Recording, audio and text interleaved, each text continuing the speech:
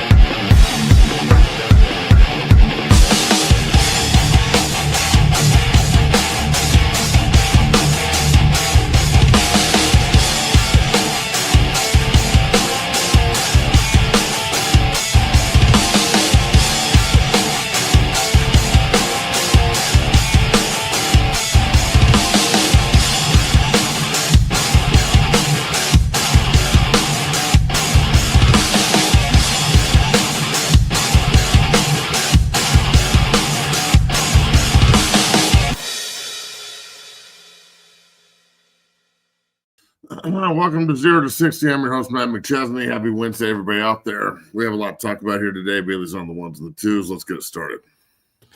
Matt, 0 to 60, the premier show for Colorado Buffaloes football coverage here. We're in the building here on this fine Wednesday. If you guys are watching, go ahead and pound that like button, subscribe, and become a member of the Dungeon family today. We got a lot to talk about today, including previewing Colorado versus Iowa State. But I want to kind of bring the new sponsor to the show here, kind of discuss something I think could really be beneficial for you guys. Have you ever been a victim of identity theft, harassment, or doxing?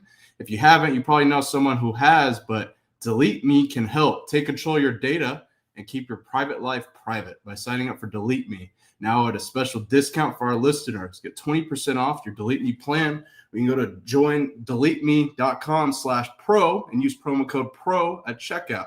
The only way to get 20% off is to go to joindeleteme.com/pro and enter code PRO at checkout. That's deleteme.com/pro. Use code PRO. 0 to 60 brought to you by Delete Me. Matt, we're in the building. Happy Wednesday. How you doing, my man? Good, man. Let's go. Let's get into it, Matt. Let's dive into all things Colorado Buffaloes football coverage here. And then we'll dive into the NFL because we got to talk quarterback situations. As there was an intra-division quarterback trade. And Matt, we know you're a historian, football historian. I mean, that was I think the third time this century. So we're going to discuss that. But without further ado, let's dive into it, Matt. Colorado versus Iowa State here. Let's go ahead and preview this matchup. Matt, dive into Colorado's keys to victory on offense, defense, special teams. What are your thoughts for this matchup for the Buffaloes? That we're in trouble. Yeah. I don't see a world where I can feel good about the matchup right now. With them coming off a loss and playing really terrible at Cincinnati, how fired up Matt Campbell was about it, and then taking their first L. I just don't see Iowa State losing 2 in a row. I think we're in trouble. I think that we're looking at 0-4 in the face in conference, and then a bye week, and then we're looking at 0-5 in conference in Salt Lake. So, I mean, we've been at this fork in the road all year, and I think we'll be in the game. I don't think we're just going to get boat raced, but you're going to see the difference between a team that is playing for something when things get hard and adverse in Iowa State, and a team that's playing for nothing. And see, everybody knows in Boulder what's going on. You can't sugarcoat this. Mm-hmm.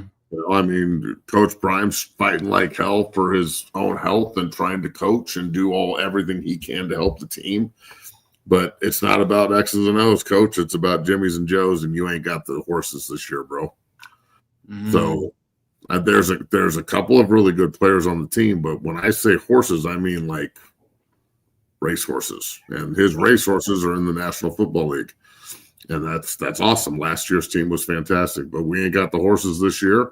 We're not going to be able to stand up to them defensively. They're going to run the ball down our throat and play tight end centric football and control time of possession and play good defense. And they're in the business of not beating themselves, especially after they beat themselves last week. Literally. I mean, so it cost me money. Fuck. That was a good win for Cincinnati. State after a loss is they pretty much come out and do their job moving forward. So this is a team played for the Big 12 title last year and thought they should have won it. Did not play well in that game. So, you want to shut me up and get me to talk positive, then go fucking win a football game. That means something. I'm sorry, but beating Delaware and Wyoming doesn't mean shit. It doesn't mean anything. So let's be real. So, this is another opportunity for CU to get right. But, eventually we have to just start looking at it for what it is. 100%. And I think Iowa State is going to come into this game with a vengeance, Matt. They went into Cincinnati undefeated. And, Cincinnati really took it to him, kind of beat the brakes off him and punched him in the mouth. Matt Campbell was really pissed off. I don't know if you watched that game. He got a penalty, actually, on the sideline going at the refs. It was a really frustrating the refs were god-awful. Yeah, it was horrible. But nonetheless, Iowa State's going to be coming in pissed off and wanting to punch Colorado in the mouth and embarrass them. With that said, we know Coach Prime underwent another surgery yesterday here, and he was actually back at practice here today, Matt. And I give him, I have immense respect for this. I hope that his health is in order, and I hope that he's prioritizing that. With that said, this is a tough spot for the Buffaloes here. The show, Matt, the thumbnail says it here. We kind of discussed it on Monday. It's time for Julian Lewis to start for Colorado here. And we kind of made a play off of our take on Monday. But what do you foresee in the quarterback situation for Colorado? What are you going to say if you walk out there and see Caden Salter starting? And just, what would you do, Matt? I'm curious. I'm not gonna say shit. Caden Salter seems to be the starter, and that's who they're playing with. And Juju's not ready because he's young. That's all I keep hearing online. He'll be coming around the mountain when he comes. I don't know what the fuck that means. I don't know what that means. I'm not going to sit here and try and break it down. That's not an answer. Right. But again, that's how you talk to your friends, and the media up there are his friends. So, can't press on that subject. My question would be is why is Juju not ready to play? What have we been doing? Instead of when is Juju going to play, how about we go from when to why? Why isn't Juju playing? Why isn't Juju ready to play? And then we can go back to where? Where are your coaches that are supposed – you have Pat Schumer and Byron Leftwich. One of these two guys can't take Juju under their wing and get him ready to play. So why isn't he ready to play is my question moving forward. Salter cannot do this job. He will be the reason we lose, just like he's been the reason we've lost since the opening week.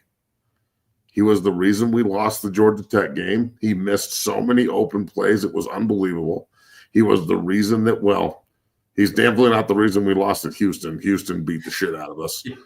He was the reason that we lost the fucking BYU game, and he's the reason that we lost the TCU game. Period. His inability, I think that his inability to make plays at the quarterback position and the offense that they have him in is the reason that they're losing. Period. The second part is what you said there. That's because of him. The offense not playing around him, and them not running the fucking football on 3rd and 1 is not because of him. And he's the quarterback. He's got to deal with the situation he's in. Their clock management in week 1 and week 5 is not Salter either. So I'm not going to sit here and pin losses on the kid. He's also going to sit here and say that I think, his confidence is surely shook. Then why is he on the field? They pulled him out after fucking Delaware. This is your guy in the whole offseason. This is the guy we were rocking with the whole offseason. But he wasn't any good, Bailey. I mean, he was what good are you enough talking to damn near about? beat Georgia Tech. I don't agree. What is this? What is this almost win shit? I'm He's just good saying. enough to almost win games, so that's good enough? No, it's not. So you're saying It's not good enough. Period. It's not good enough that Salter can't do it. It's not good enough that Staub can't do it. Sure. And it's not good enough that Juju's not ready. Period. Sure. It's not good enough. It's not good enough play. It's not good enough execution. It's not good enough fucking play calling. It's not good enough support. It's not good enough coaching. It's not good enough anything. So I don't want to hear this. Well, he damn near beat this team. And that, yeah, the reason we lost is because we damn near have a quarterback.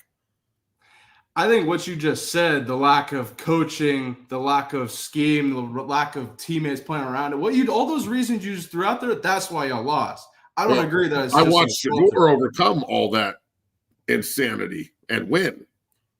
Shador had a lot more help, bro. I mean, let's be real. A lot more help. Jimmy, LeJohntay. He had a worse offensive line, no running game, and a bunch of receivers that all the receivers on the team this year are just as good as the receivers last year. They're all NFL guys. Mario Miller's an NFL guy. Sincere Brown's an NFL guy. They're going to get drafted too. Good as Travis Hunter, Jimmy, and LeJohntay. Let's be real. And he had a way better defense. Way better defense. I'm just saying Shador is a professional quarterback. Kind of. And he overcame the bullshit, whereas Salter can't. Again, I don't understand the sympathy towards this kid. It's not like he's a mercenary. He can't play the position. I'm not on to the next one. I'm just saying Colorado's got – if Salter's your main – I think Colorado's got bigger issues even than Salter. I mean, shit. Well, Salter is the starter, and this is what Coach Prime wants. And folks, I guarantee you he will be the reason we lose this game. He was the reason we lost at TCU. He's the reason that BYU beat us. You're up 14-0 in both games as the quarterback, and you can't close that out. Yes, there's play calling issues and whatnot. There's also play-making issues, which he can't make the plays. There's 15, 20 plays a game where we go, wow, what the fuck? If we had a real quarterback, that wouldn't happen. I agree. Come on. I'm not disagreeing with that. I'm absolutely saying that. But you're pinning the loss on him saying we lost this game. He's the quarterback, homie.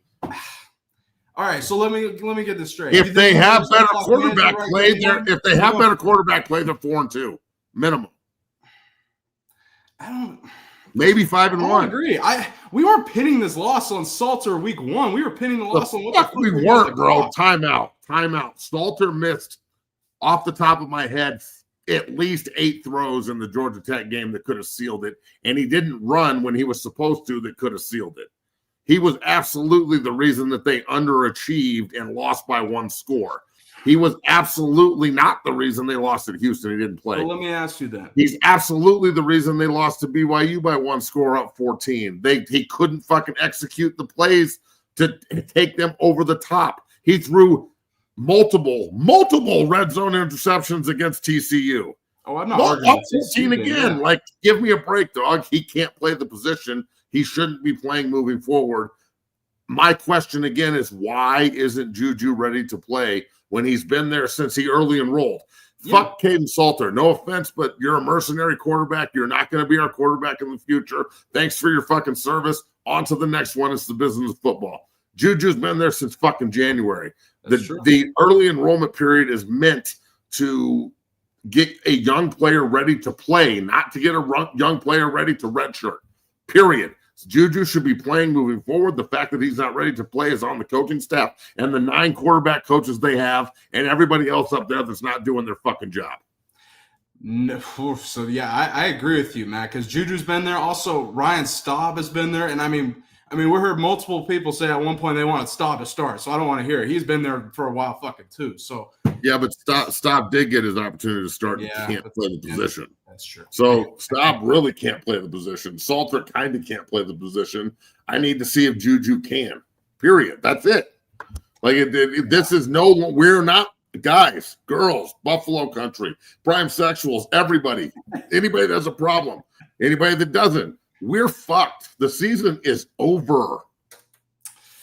The season is over, and they have 38 seniors.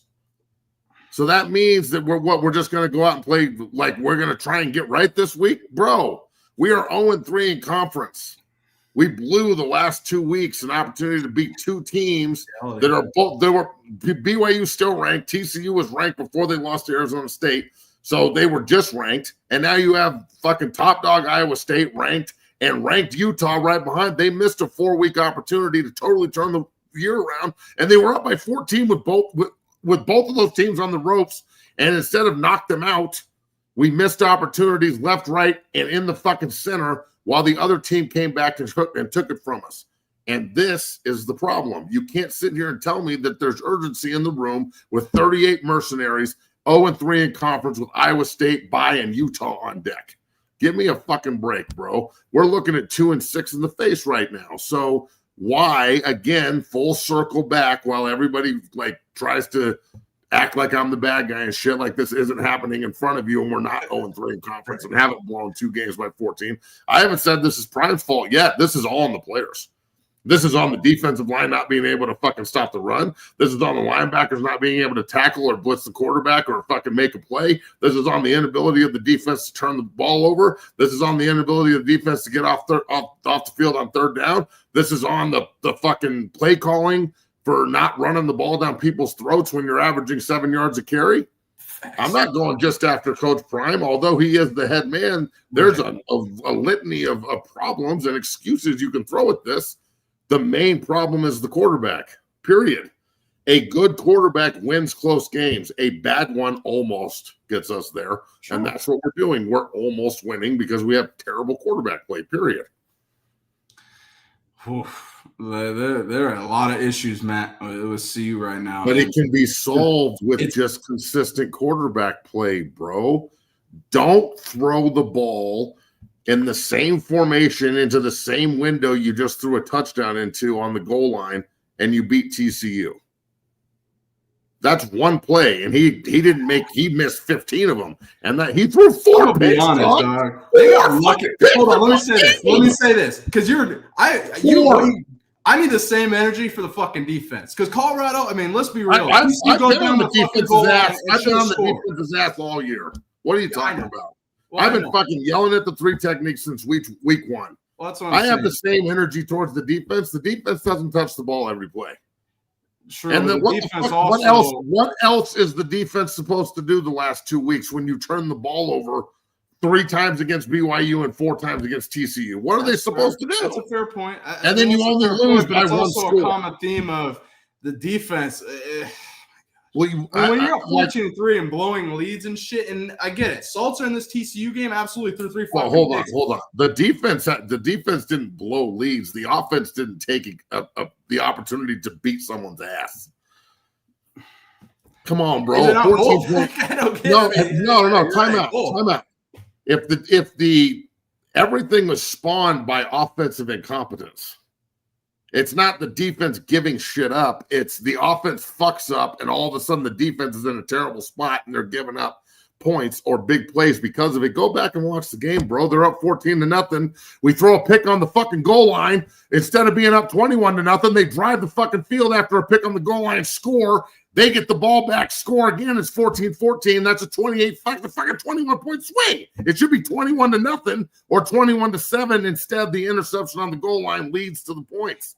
I'm saying offensive incompetence sparks all of Here's the difference between last year and this year. Let's say the offense goes down and throw a pick. Let's throw out UCF, for example. Remember Shador throws the pick on the opening drive or whatever? Defense comes right back in shitty position. UCF's at like the 15. They go pick off KJ Jefferson on that little corner or some shit. It was Hodge. I'm just saying the defense ain't doing that either. When the offense is fucking up, there's no backup either. So it's got to be 2 things can be true here, I suppose. That's all I'll say. Here's what's true. We're not good. We don't have any killers. There's no leadership on this team. Mm-hmm. We'd have no leadership. There's no killers. Nobody wants to take the fucking bull by the horns. Nobody wants to be the bad guy. Everybody can sit in there and be like, come on, man, I die for y'all mercenaries. No, you're not going to die for mercenaries. You don't even know these fucking guys. You've been in the room. You're in the room with them for 8 months. You're going to be in you're going to be in a new room with new guys in 8 months, or you're going to be fucking selling insurance. Period. Ooh. So none of a Merc isn't going to die for a Merc. He's going to leave the battlefield and go find new opportunity. Period. So all this, we don't do the history thing in Boulder, and we don't sing the fight song, and we don't give a shit. Well, damn it, then you don't know how to stand shoulder to shoulder when it gets hard. No wonder we're crumbling when you can't rely on Shedeur and Travis and Jimmy and Wester and all these other guys to save you. So again, I don't want to sit. Yes, there's a huge problem. The huge problem is there's no foundation there built on leadership and toughness and consistency. It's built on, well, we'll get you to the NFL. And that's a lie because they're not recruiting NFL players. Yeah, Jordan Seaton could go anywhere and get to the NFL because he's an NFL fucking football player. Exactly. Colorado's not building NFL football players. They're recruiting guys that are already going to the league. Travis Hunter could have played anywhere. He's still going. Bingo. Well said. I mean, you're preaching. You know what I'm saying? Let's be real here, bro. Shit. Yeah.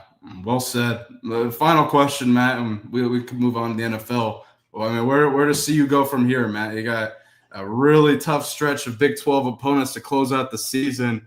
I mean, again, I really hope Coach Prime's health is in order. He had another surgery.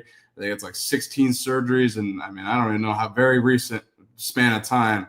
And where do you go? Where does CU go from here, Matt? I mean, I would take a wild guess of starting Salter, but I don't really know. I mean, Coach Prime didn't really say much when it came to Julian yesterday. You already mentioned that, but where do we go from here with CU before we move on to some NFL talk? I would like to see us finish the season on a high note and win some fucking games and fight. That's what I would like to see. But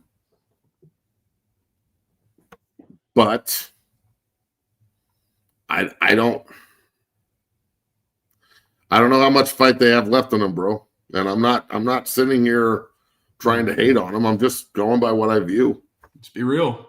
It doesn't seem like I know they want to win. I know Arden Walker wants to win. I know guys want to win games, but there's just something missing. There's something missing. When you're up 14 in both those games and I'm sitting on the sofa thinking we're going to lose, that's not good. Bad problem. So bro, I don't know. I can't sit here and call what's going on. I hope that the future is Coach Prime healthy and a great recruiting class and replacing fucking 40 guys plus the transfer portal people that are leaving with some studs that can come in here and help us win next year. That's what I hope happens. But you can wish in one hand and shit in the other one and see which one fills up faster. So, just saying. Yeah, no doubt. No, we'll talk more CU here as the show goes on, but let's dive into some NFL, Matt. Biggest news of yesterday here, and I can't wait to get your insight on this topic here. So the Cleveland Browns traded Joe Flacco to the Bengals for, I believe, a 5th and 6th round pick here. Stat for this, Matt. Joe Flacco getting traded from the Browns to the Bengals, the 3rd intra-division trade involving a quarterback this century, like I mentioned earlier. 2010, Eagles traded Donovan McNabb to the Redskins, and then in 2001, obviously the Patriots traded Drew Bledsoe to the Buffalo Bills. Now, Matt, want to get your take. Do you think Joe Burrow or Joe Flacco will save Joe Burrow in the Bengals season? No. 2, what are your thoughts on the Browns quarterback situation with what seems to be Shedeur moves up to QB2, but who the hell knows? Go ahead. No, I don't think Joe Flacco is going to save the Bengals season. Their defense is even worse without Joe Burrow on the field because he can't keep the Bengals on the field. So, because he's off the field. This isn't going to solve shit. If Cincinnati wanted to solve the problem, they would actually trade for somebody that's going to play the position. Like Flacco is cooked, bro. Flacco is so cooked, dude. Give me a fucking break. Come on, dog. Give me a break. There's somebody else that can play quarterback better than him. He might play well for a game or two, and then they'll figure him out, and he will shit the bed, and there's still Browning will be back playing before he fucking knows it. Wow. So that's what I think about Cincinnati. The other hellhole NFL franchise in Ohio, the Browns, I want Dylan Gabriel to play. I don't want Shador to play with the Browns. I want Shador to get the fuck out of Cleveland as fast as humanly possible. Right. Okay. So if he goes in there and plays well, then there's like hope. And hope and Cleveland don't mix. So what Coach Prime said that it's a mess, he's right. And what saying he doesn't care, he's correct. You shouldn't. I don't give a Tiffany fuck about this. I think it's ridiculous. And honestly, I think that Stefanski being the bitch ass that he is, because I don't know how that guy still has a job, but fuck, he still does. I think Stefanski would play Billy Zappi over Shador just to spite him. How much you want to fucking bet? How much does anybody want to bet that Zappi is named the second quarterback and Shador is still 3 when it comes Sunday? Anybody want to fucking bet? Yeah, I didn't think anybody wanted to bet you. I think that this.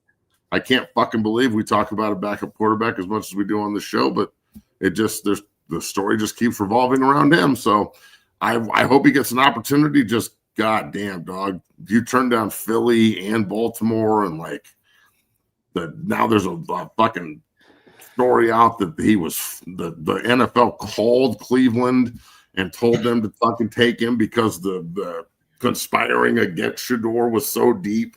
Like everybody was just like, we're not going to take this kid. And it got so bad that they told Cleveland to take him.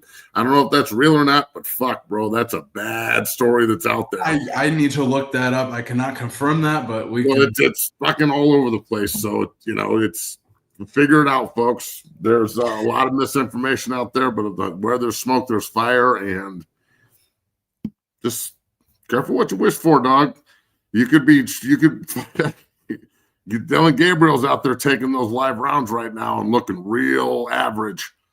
Like I've heard multiple NFL players say he doesn't even look like he's supposed to be on the field. Like he looks like a little kid out there. So just be aware that you are going to play quarterback for the fucking Browns if you get the opportunity to play. Yeah. I'm sorry, but I don't think you're like going to walk in there 4th string, 5th string off the bench and save the Cleveland Browns. I don't know anybody that can do that. Tom Brady couldn't save the Cleveland Browns. Tom Brady would have gone to Cleveland and gone 4-12. Okay? So let's be fucking real. We're talking about the turds here. They will fuck this up. Everyone knows they will. This is what it is. Speaking of this, yesterday after Joe Flacco was traded, some news crew caught up with Shador Sanders at a car dealership to get his opinion in reaction to Joe Flacco getting traded. Matt, take a listen to this. Can't wait to hear your response. What did you think about the news today about Joe Flacco getting traded to Cincinnati? Oh, Joe Flacco getting traded, he was definitely somebody I leaned on for wisdom, and I feel like he helped me a lot. He helped me a lot while my time being here in Cleveland and his time being here in Cleveland. So now, everybody has their own destinies and have their own plans they have in life. So I'm just happy for him. Have you talked to him yet? Yeah, I seen him in the facility. I seen him. Before or after the news? After, for sure. Yeah, and then he told me, I'm like, dang, that happened quick. Like, that was crazy.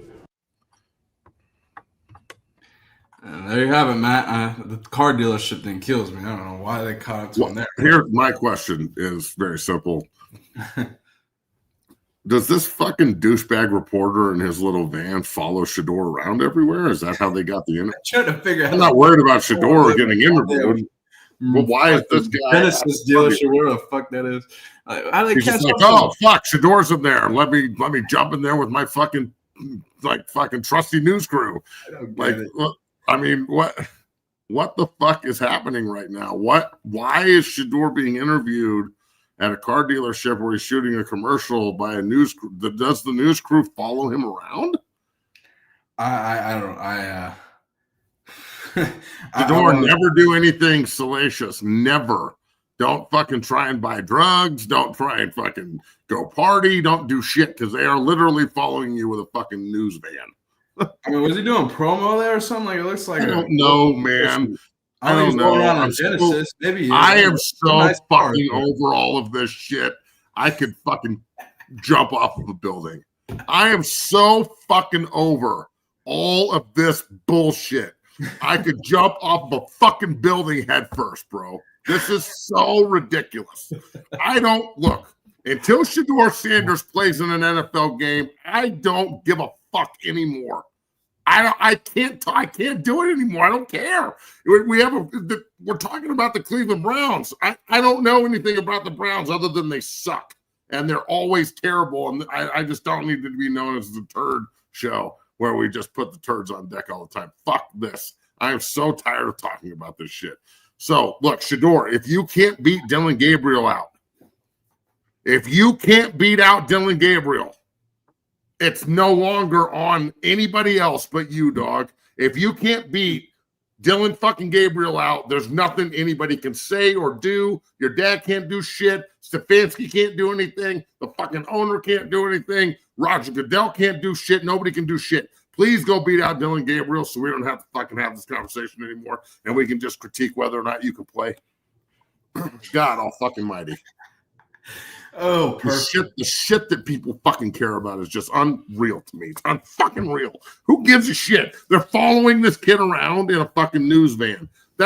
What's another explanation? The news van was at the car dealership doing a special on emissions testing or something. I don't know if there's an explanation. I think you might be right here. I'm sorry. I just like to apologize to the show and to Matt because, Matt, I think about maybe a month ago, said that he didn't want to talk about Shedeur no more until he starts on a team. And I had to bring it up because Flacco got traded. Okay. I'm going to keep talking about it was the first, like I mentioned, third intra-division trade this century involving a quarterback. So it's an interesting stat. Yeah, but the other two guys that got traded were like McNabb, superstars, bro. McNabb and Drew Bledsoe, yeah. Yeah, that had like bona fide careers beforehand. This is Joe Flacco. Well, Joe Flacco, Super Bowl champion and Super Bowl MVP. 15 years ago. 18 years ago. Dog, this is the only reason that Joe Flacco keeps playing and can keep playing is because the NFL is pussy soft. Because if there's no way this old motherfucker could have survived back in the day when they actually could hit you. When you could hit the quarterback back in the day, he would have been retired 7 years ago because his head would have been ricocheted off the turf and his old ass would have been fucking tracked down and murdered. You can't fucking touch 40-year-old Flacco playing. So that's why Joe Flacco gets to keep playing. Oh, yeah, Joe Flacco gets to keep playing because the fucking rules allow his old broken down ass to keep playing. Fucking period. Man. We're going to go ahead and take a brief break because, Matt, we got a lot to discuss on the other side that I need you to channel on this energy for, including Mike McDaniel and the Dolphins, who they're one of your former franchises, the franchise where you and your teammates perfected the Wildcat. They have some issues going with Mike McDaniel. He's doing something right. He's going to get paid when they fire him, so he must not be doing – coaching's the best job in the world. Just go get a job, suck, and then keep all the money after they fucking fire you. I don't know why I'm doing this stupid fucking job, running a fucking gym. I might as well just go coach and suck somewhere and get fucking fired and just go on vacation. We're going to talk about them. The Arizona State Fighting Kenny Dillinghams have an interesting procedure they're doing during practice to prepare for the rainy conditions this weekend as they face Utah and Salt Lake City. They do that same thing in porn. Yep. Jerry Jones flipped off New York Jets fan. So, Matt, got to get your reaction as a former Jet. And he was also fined for it. And Jonathan Gannon, the Arizona Cardinals fined Jonathan Gannon for what to me seemed like a pretty normal football interaction. But everyone on Twitter has lost their mind. And fucking hitting a player is a normal football interaction? Oh, can't wait to debate this with you. Screaming at an NFL player in the face. Oh, he's swinging at it, dog. I mean, shit. Bro, we fucking hit him twice in the Jet. You touch. All right, hold on. Okay. This ain't some college football shit, dog. This isn't some like, oh, yes, sir, I have to abide by your – no, this is grown men in the league. You hit me in the fucking chest and yell at me and fucking like this. I'm swinging back at you. I'll knock you the fuck out. This is bullshit. You can yell at me all you want. Don't put your motherfucking hands on me. Ever. I don't know if he really. See, he didn't really swing out low. Like, it's one thing if you like. Hit it fucking twice. You remember when Debo punched that long snapper? If that happened to me, I'd cracking you. But that didn't look. That was like I don't see it that way. I would be honest. But we can discuss that and more here on the other side. If you're watching, go ahead and pound that like button, subscribe, and become a member of the Dungeon family today. We can't thank you enough for tuning in here. Tomorrow, Matt, we have Brian Howell, Colorado Buffaloes beat writer, longtime beat writer for the Buffaloes, joining the show. Can't wait to have him on, but we'll be back in 2 minutes, folks. Pound that like button. Peace.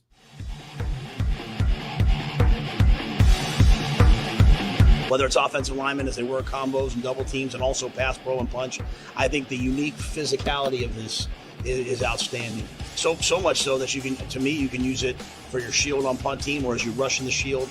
There's so many different ways that we're using it. We get better a little bit every single day, and I just wanted to say thank you because I hadn't ever thought of this, and when I saw it, it made total sense, and we're doing a great job with it. So thank you, man. Go Big Red.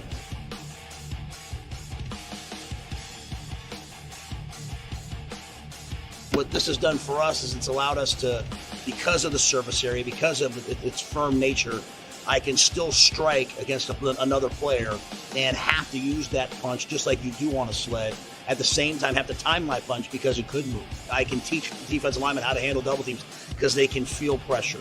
We can simulate contact in a safe environment in non-contact times because of this unique bag. Welcome down here to the Lab 60 Football Academy, 60 Strength and Fitness. I am your owner and operator, Matt McChesney. I just wanted to let everybody know that 60 is now on Cameo. You can go on Cameo and request any tips for training, any offensive line, defensive line tips, recruiting tips.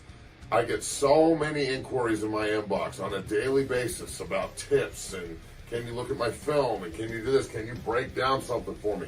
I'd love to. All right? It's like the Joker said, my man, right here. If you're good at something, never do it for free. So Cameo is now your bridge to 60 Football Academy. Go in, request what you want, tips, suggestions, recruiting, film, and we will make sure that you get the absolute best from the best. So check out 60 on Cameo at 60 Academy. Cameo, 60 Academy. Cameo, 60 Academy.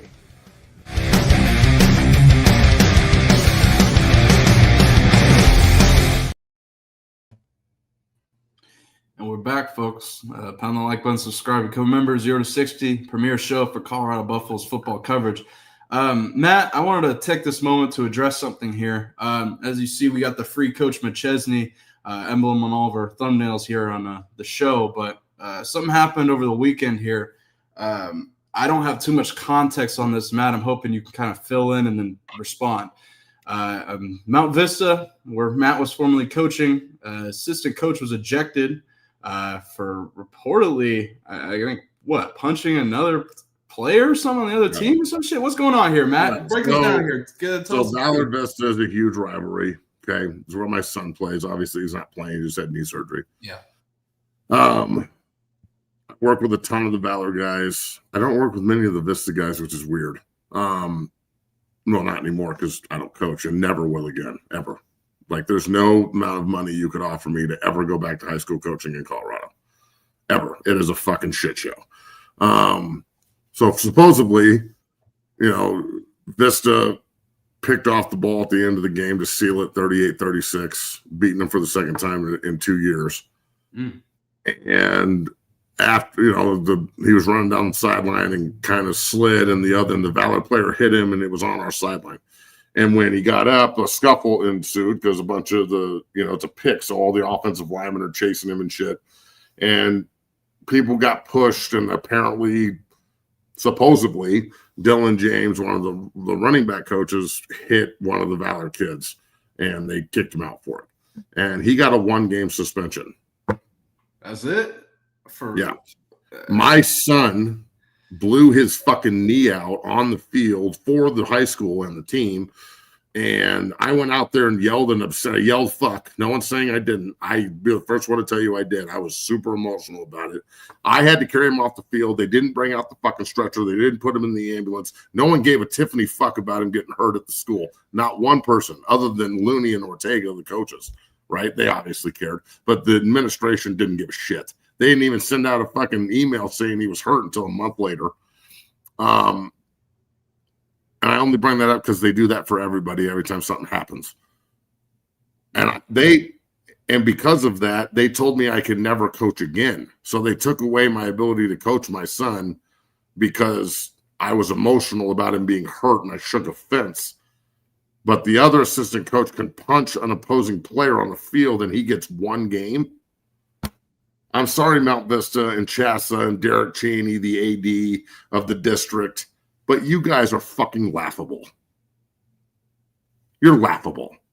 Coach James didn't fucking hit anybody.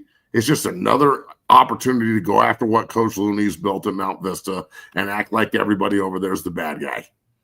Just like the coward that was in the comments earlier talking shit before we even brought this up. Asking for Derek Cheney to not allow me to events. Motherfucker, try and keep me out of the stadium when I'm going to watch my kid play. Bring your crooked ass over there and we'll have conversations on why your bitch ass doesn't want me on the field. Because I intimidate you, because they scare you, or because I'm a good coach. Mm-hmm. And why is it that me giving a fuck about my son and his well-being and doing everything I had to do that night, which Bree was there, my other son was there on the field. Everyone saw what happened. That's why there's free McTesney shirts flying out of the fucking inbox. We sold like 50 of them. It's crazy. 60strain.com. All that shit happened. And they tell me I can never coach again, which means I can't even come back junior and senior year and coach my son. And being divorced, I only get to see him half the week. So this is our thing. This is my opportunity to see my son every day and be with him. And this has been taken away from me by these fucking cowards, these punks at Mount Vista and the district AD and the people at Chassa. And then turn around and this happens and there's news broadcasts and shit and people are all up in arms about it and he gets one game. I don't want Dylan to get any games, but one. And I can never coach again because my kid got hurt and I yelled fuck and some Karen in the stands has a problem with it. Here's Mount Vista and Chassa and Derek Cheney and everybody else. You're laughable. I think this is absolutely fucking laughable. I don't care what you say to me. We have no reason to speak for the rest of my life. Stay away from my fucking kid and let him play his last 2 years and don't blackball him or try and make it like he's a problem because you're all a bunch of cowards. And this is just another example of our fucked up football community and Hobbytown being what it is. I've seen 10 different videos. You can't tell what's going on. It's a football scuffle. Mind you, between a bunch of kids that go to the same gym, because Reese Russell and Davis Moon and Liam Chang and Peyton Edwards and fucking Jackson Sanders all play for Valor, and then Adrian and Sam and Nick and Reese and all these kids all play for fucking Vista, and they all train together at 6-0. Mm-hmm. Maybe they're just scuffling like kids scuffle, and it doesn't need to be blown up into this. But this is what Hobbytown does. They turn little things into big things. I just want to know why you can punch a player and get one game, but if I help a player who happens to be my son and say fuck real loud, I can never coach again. I'd love to know that. It is straight bullshit, man. There's no other way I can call it. But it's okay because Matt's the fucking bad guy and I'm the Colorado boogeyman and 6-0 doesn't really work and I don't know what I'm talking about. I have gotten to the point in my life, bro, where next year when I get my pension from the NFL, I'm fucking done with this state, dude. I'm done. I don't have any more energy for this shit. I've dedicated like 15, 16 years of my life into my gym trying to help other people's fucking kids. And I don't get all I do is get shit on for it. That's it. That's all I ever hear is bullshit. I get one thank you to 100 people shitting on me. I'm over it. I don't want to do this shit anymore. It's fucking exhausting. And then this on top of it, I have people texting me like I haven't been there since week 1. I have nothing to do with this. So it's fucking unbelievably hypocritical. It's laughable. And I know I'm going to get a fucking email or a text message like, why did you do that? Save it, bitch.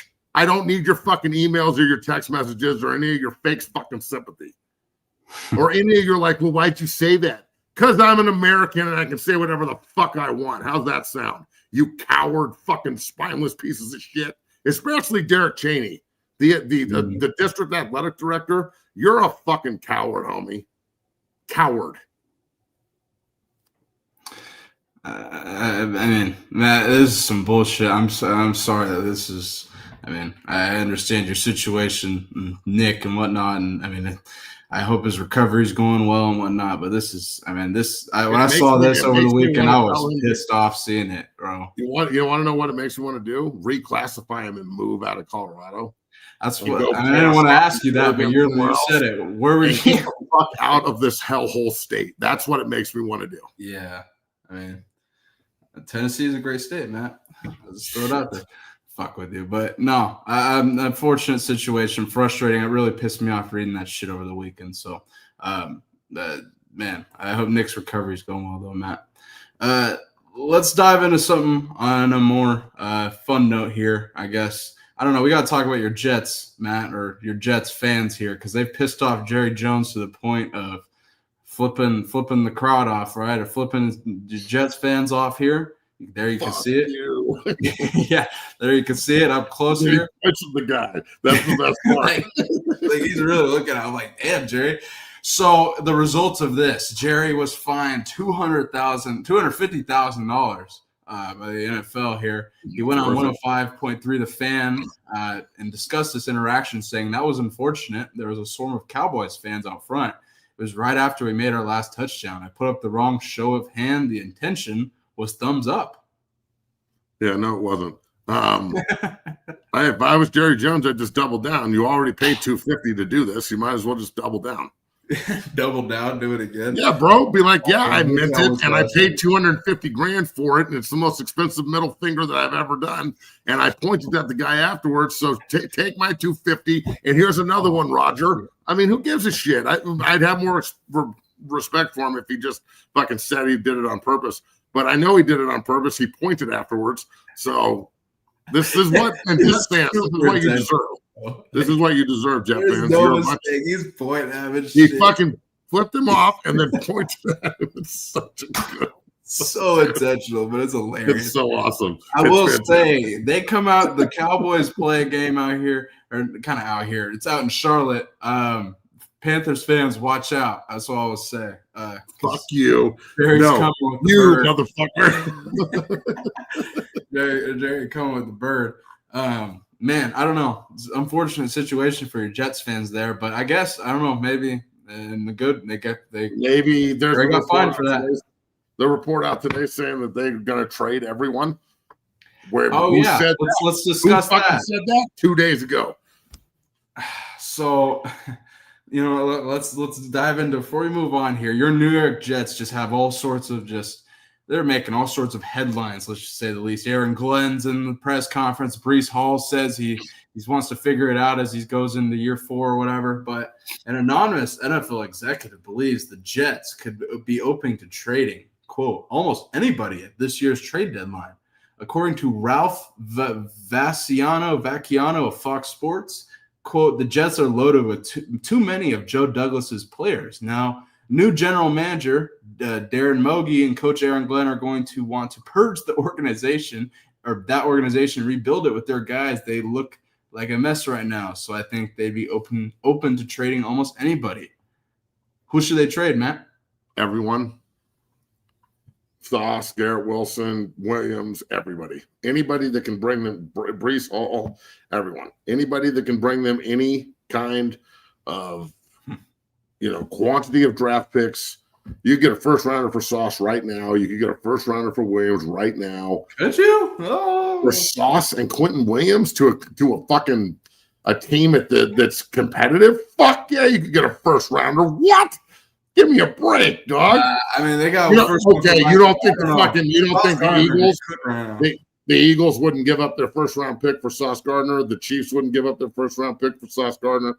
or Quentin Williams after Chris Jones. You gotta remember, he's the highest paid corner in NFL history. Can he take no on that one gives a contract? fuck. The salary cap goes up every year. What are you talking That's about? fair. That's fair. No one gives a shit about the fucking money he's making. They'll throw that money at him hand over foot. Come on, dog. Garrett Wilson, you could get fucking first round draft pick for him. There's guys all over the fucking field for the Jets that should not be there because we need to rebuild. We don't need to reload. There's nothing to reload. It's just a bunch of fucking, again, it's a bunch of guys who can't fucking play without a quarterback, and we're never going to have one. So why do we need all these shiny pieces that we can't use? I forgot, Matt. I totally forgot about this week. This is a very special week this week. I don't know. I mean, we do a show, and we've done a show for a while, but I don't think this has happened. It's the Matt McChesney Bowl week. Jets versus Broncos here. This show is brought to you by FanDuel, and right now you can get the Jets as 7.5-point underdogs at home against the Broncos at MetLife. Matt, how you feeling about the Matt McChesney Bowl here? I think that Denver's going to smoke them. I don't think the Jets will score. Really? Yeah. Really? I mean, I'll be honest. If Justin Fields plays, it could be rough. They're not going to fucking score, bro. Like, it could be really rough if Justin Fields plays. I'm gonna be honest. Like, I thought he was gonna like run around and they were gonna play good defense. And I didn't say that. I just good. Get the fuck out of here. Did you watch him last week? I mean, fuck, he can't complete a pass, bro. Yes, bro. I watch the Jets every fucking. They look so much better with Tyrod Taylor that week against the Bucks, but I just also not the guy. Like, if we want to win 5 games, at least he passed for like 150 yards, man. God, dude, what has happened to the NFL? That should be the number one indicator that your league's fucked up. Is you've got all these guys who can't play still playing. Oh my goodness. Anyway, the league used to wash people out that couldn't do the job. Now you can just get re-signed, especially a quarterback, 900 times because you're healthy. That's the only fucking reason that Tyrod Taylor has a job. Because some coach, Aaron Glenn's an ex-player, and he wants the veteran in the room instead of giving the opportunity to some young cat. You know what I'm saying? Like, it's just Tyrod Taylor has a job because he's old. That's it. It's Zach, the only fucking reason. I forgot, Zach. The Matt McChesney Bowl is being played in London. I totally forgot about that. True. So even they're going to play even worse. You're going to wake up for it and watch your two teams play at what, 10:30? If I fucking have to, I guess. It's like 8:30, 7:30 Mountain or something in the morning. I don't give it. No, like sure. If I see the game, I'll watch it. If not, then I'll fucking watch it when I watch it. I don't care. Well, let's move on here. Before we talk about Mike McDaniels and one of your other teams here, the Miami Dolphins, because they might be getting rid of McDaniels, and there's a new candidate here that reportedly has popped up here, somebody that people are speculating could be of interest. But I wanted to check in on the Arizona State fighting Kenny Dillingham's here, because Colorado plays them later in the year, but this weekend ASU plays Utah in Salt Lake City here, and they're preparing for the weather conditions here in interesting fashion, Matt. Take a look.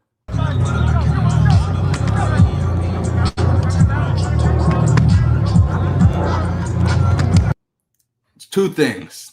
One, the fucking shorts, but I was with that shit. But this is an interesting method here.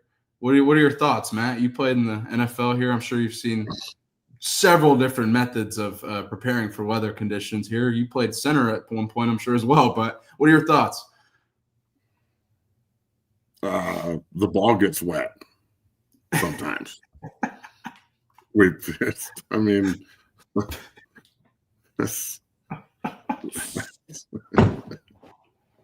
don't know, man.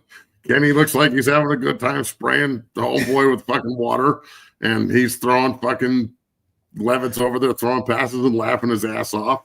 This is like, remember the fucking bag drill with Roethlisberger back in the day? Like, the backup quarterbacks would go through it and avoid the bags and throw the thing, and he went in and just hit the bag, kicked the bag, and fucking pitched the ball. That's what's going on here, bro. It might as well just be that. What's up with the shorts, though, bro? What's up with the shorts, Matt? What's up? Why did it? I don't know. I don't have anything in common with this generation. I don't know. And I don't know. Just it's a terrible fucking look. But who cares? I mean, fuck. Well, it's He's going to be a first round like draft Caleb pick. Williams, So bro. It's a little he knows question. better than me. Anyway, good checking in on them. Let's go. Hope it works out. Yeah, I hope it That's works a- out. and They we're pull the fucking Buffaloes right here in a in the few minutes. business. So we'll be Hey. talking about them in a few weeks. We'll see how they prepare for the conditions. I don't know if they go too fulsome. I believe they might actually. They So do. They're the senior day. Can't wait to see how they prepare for the weather conditions in November. He's Matt, going to fucking start throwing ice balls at people. exactly. Matt, let's go to the NFL. Let's go to Miami. Let's check in on Mike McDaniels, who was asked in a press conference about his meeting. Stephen Ross, owner, after their loss here against the Carolina Panthers. Take a listen. He was really frustrated at the, just like he's as I was, and we talked about the challenge ahead to get ready for the Chargers, and that was kind of the extent of it. Matt, I'll let you take it away here. He can't even put a sentence together. I mean, go ahead. Your thoughts? Again, I think some guys want to get fired. He seems like a guy that wants to get fired. I was in the Dolphins organization. It's easy to want to get fired by them. It is. It's a shit show of an organization. Mm-hmm. So I look, is he doing a good job? No. Does he have a lot of support? I don't know. They put all their money in like Tua and Tyreek Hill and shit. Like, what do you expect to fucking happen exactly? You traded for Bradley Chubb. He was average in Denver. He's been worse in Miami. You know, the Jalen Ramsey didn't work out. Like, they consistently swing and miss. They let Van Ginkel go to Minnesota as a fucking guy who had 15 sacks, and they got rid of him. So, they've got the Brian Flores case hanging over their head. It's a shitty place. He'll take a year off or two, recharge his batteries, and go be an OC somewhere and probably be a head coach again down the road, regardless of what JB thinks. Look, if anything, this is a smart move. Get paid, take the rest of the year off, and go Robert Saleh the rest of the year and just collect checks. I can't be mad at him. Fuck. There's nothing better in the world than being a bad football coach. Matt, you seem to be preaching today about that. I think he'll angry on why I decided to open a fucking small business. I could go just be a shitty football coach somewhere and just make bank.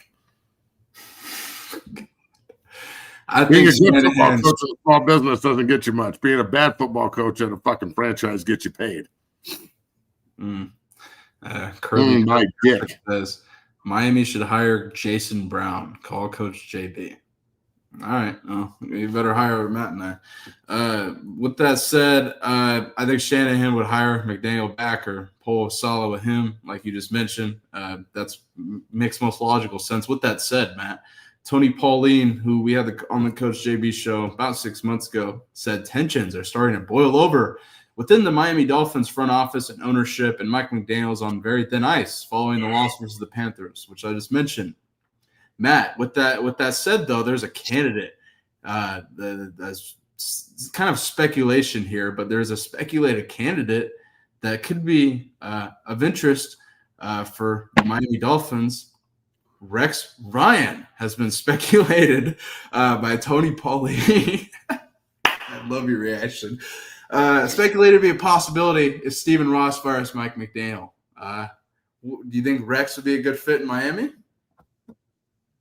Yeah, go hire him.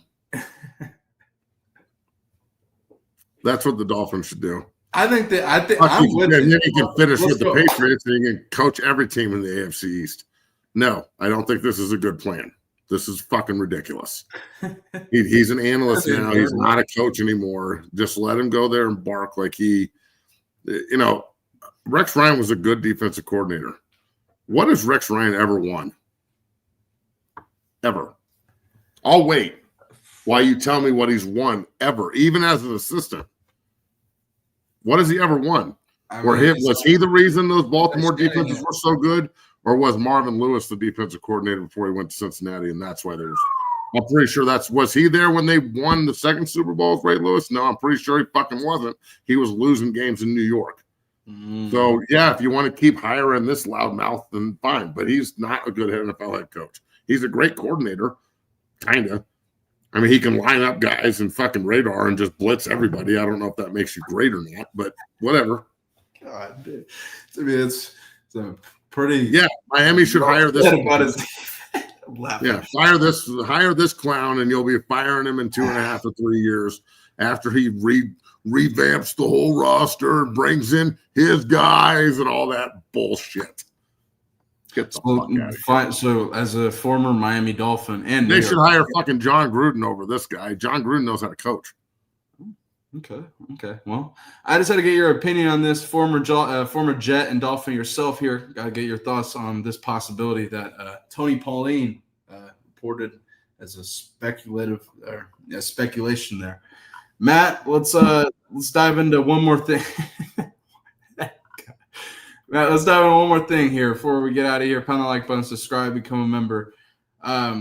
Actually, let's get your comments. Mark Sanchez situation, stabbing incident in Indianapolis here. I'm just going to let you kind of take it away because I think it's really odd and unfortunate situation for the old man involved. Matt, go ahead. Mark Sanchez is a piece of shit.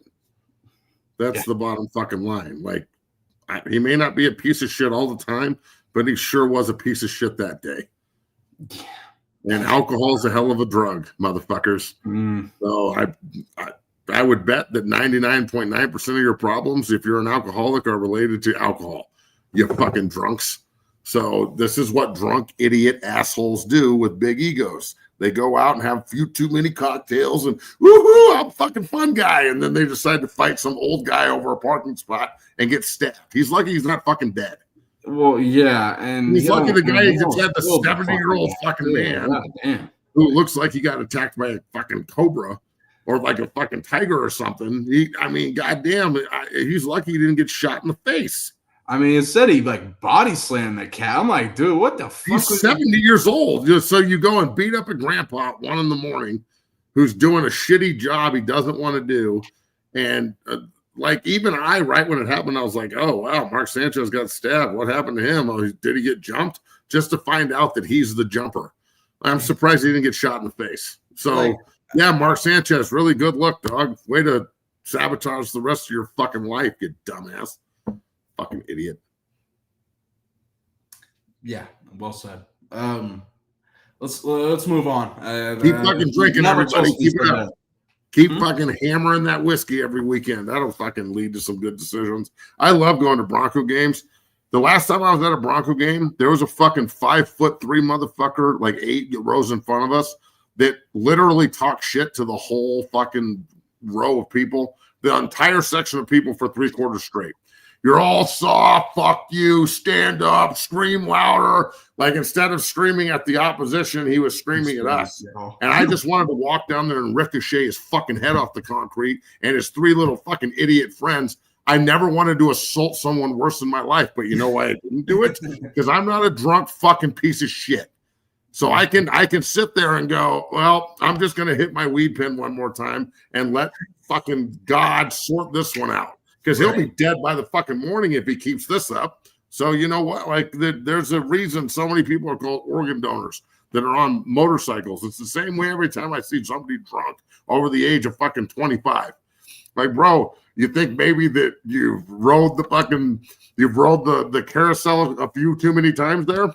At being 35 and hammered drunk doing blow in the fucking in the basement of your buddy's house is not cool. Mm-hmm. Just saying. Let's move forward. This show is brought to you by FanDuel, and I want to kind of break down some betting for you guys going forward here tonight. We got 1 football game here, actually 2 football games here. Matt, for the next 40-something days, we got football and betting to discuss here on 0 to 60. Brought to you by FanDuel. It starts with Missouri State and Middle Tennessee and Liberty and UTEP here. Just real unbelievable match. So, look, that's how good our quarterback is. Last year, he was playing on Wednesday.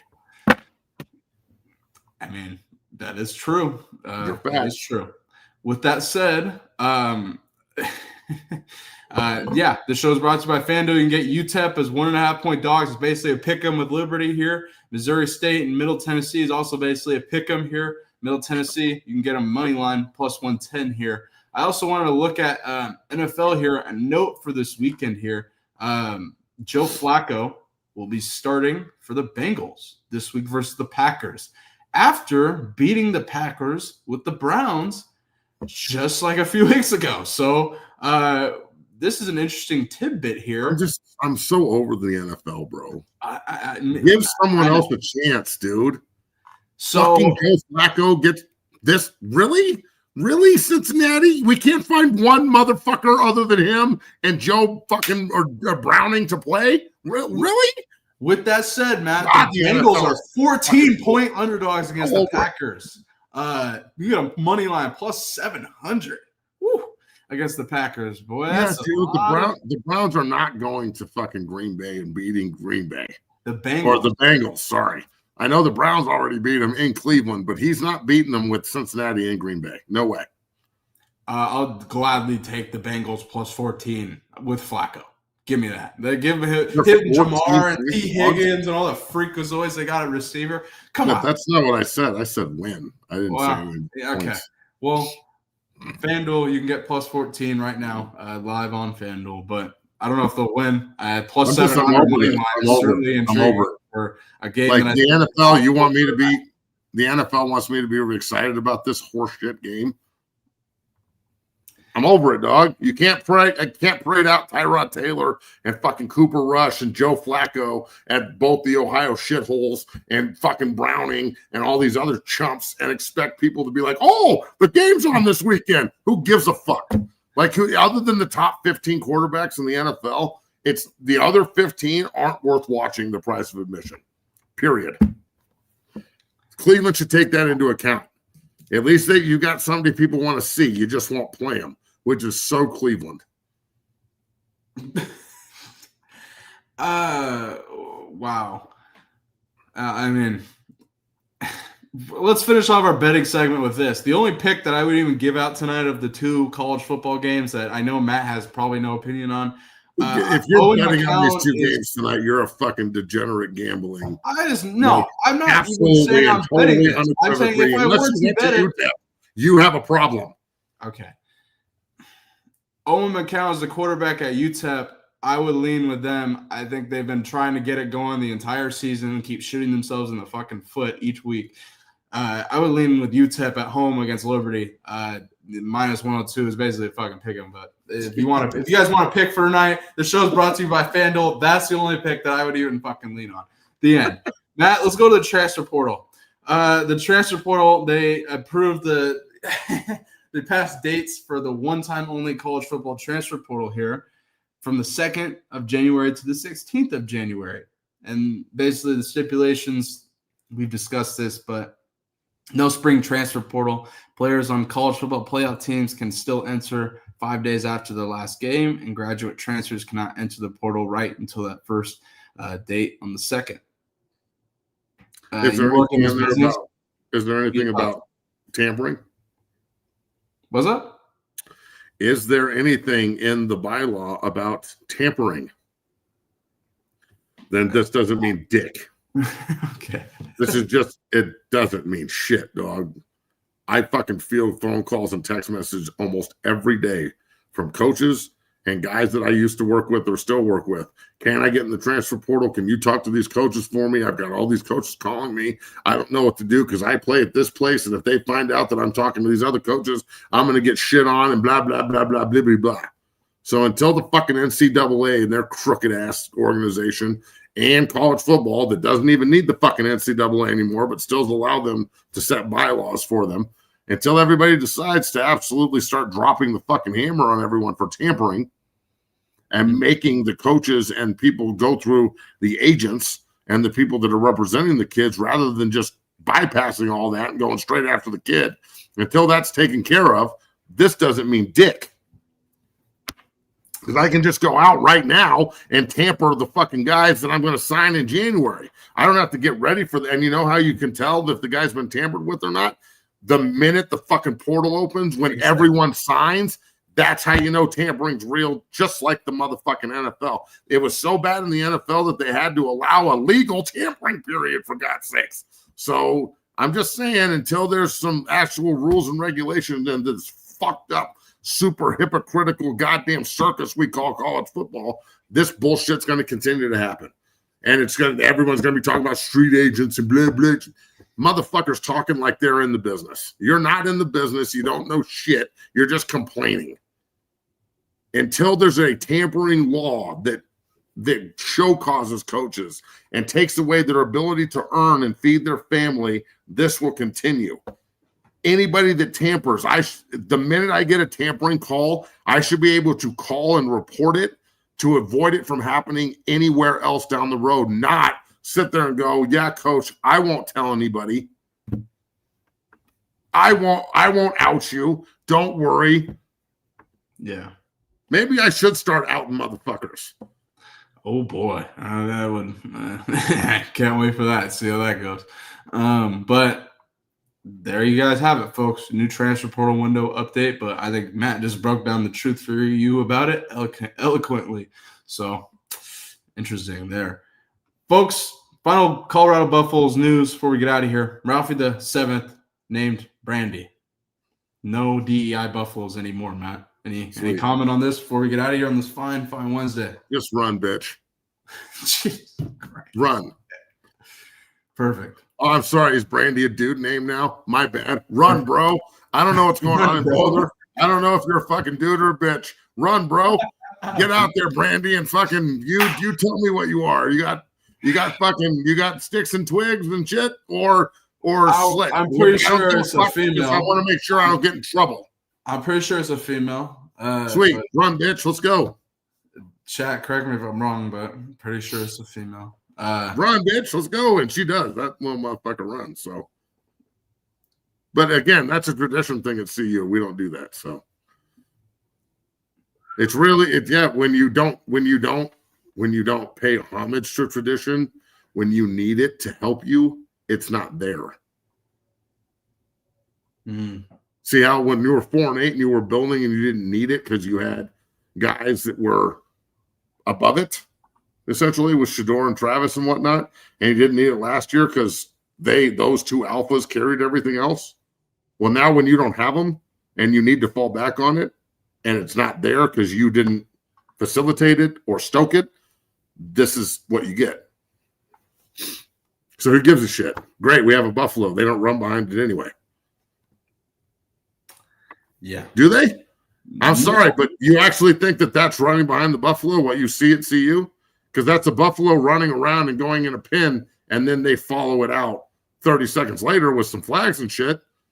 But I don't see them actively 4 feet off the Buffalo's ass fucking chasing it around the field. Yeah, I went and watched There's a difference between running behind the Buffalo and running behind the Buffalo. That's what I'm saying.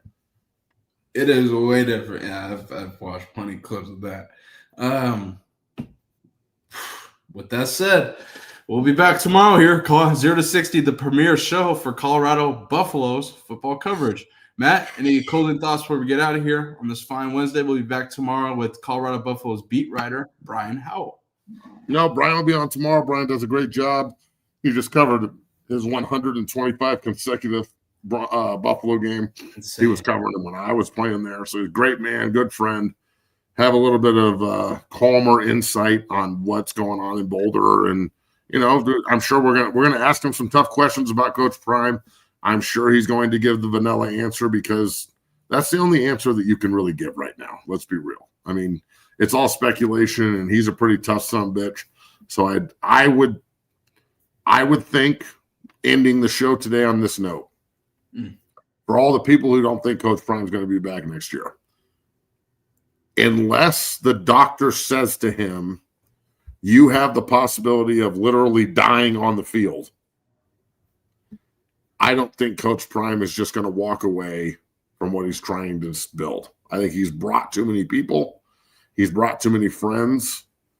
There's so much expectation on him that I think he knows that good, right, wrong, or indifferent, if he were to walk away because of his health, that would be a opportunity for the less educated to use that against him. Does that make sense? Mm-hmm. Yeah. For people that just don't like him, don't like CU, or want to use whatever they can to try and spike coach, it would be, oh, well, he used that as a reason to walk away rather than he had to walk away for this reason, because there's two different ways to put it. So exactly. Ammunition. Yeah. I don't think that he wants that. I think that he wants everything to go smooth. I think he wants to win games. I don't think that he's just doing this to do it. And also, let's be real. I mean, there's a part of Coach Prime that doesn't want to be Belichicked. Like, oh, yeah. Let's be real. And I'll say this in this sense. The Brady Belichick conversation, I don't ever hear that about Shanahan and Elway.